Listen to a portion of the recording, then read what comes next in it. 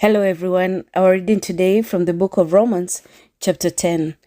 Dear brothers and sisters, the longing of my heart and my prayer to God is for the people of Israel to be saved. I know what enthusiasm they have for God, but it is misdirected zeal. For they don't understand God's way of making people right with Himself. Refusing to accept God's way, they cling to their own way of getting right with God by trying to keep the law. For Christ has already accomplished the purpose for which the law was given.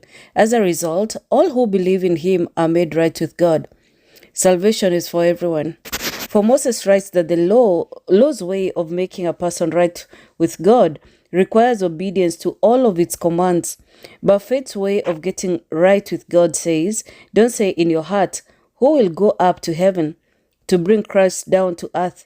And don't say, who will go to the place of the dead to bring Christ back to life again? In fact, it says, the message is very close at hand. It is on your lips and in your heart. And that message is that very message about faith that we preach. If you openly declare that Jesus is Lord and believe in your heart that God raised Him from the dead, you will be saved. For it is by believing in your heart that you're made right with God. And it is by openly declaring faith that you are saved. As the scriptures tell us, anyone who trusts in Him will never be disgraced.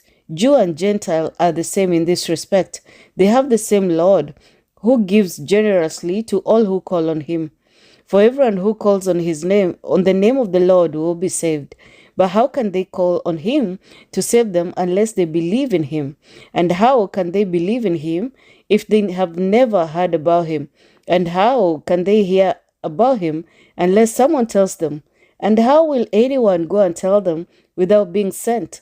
That is why the scriptures say, how beautiful are the feet of the messengers who bring good news.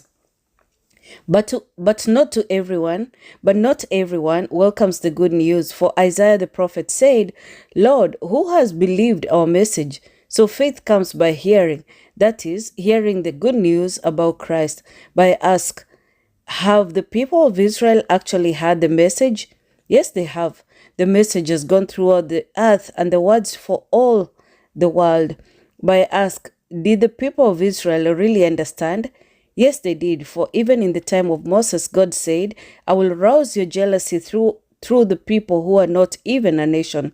I will provoke your anger through the foolish Gentiles. And later, Isaiah spoke boldly for God, saying, I was found by the people who are not looking for me. I showed myself to those who are not asking for me. But regarding Israel, God said, all day long I opened my arms to them, but they were disobedient and rebellious. Thank you guys. We'll read chapter 11 tomorrow. God bless you and keep you. Bye-bye.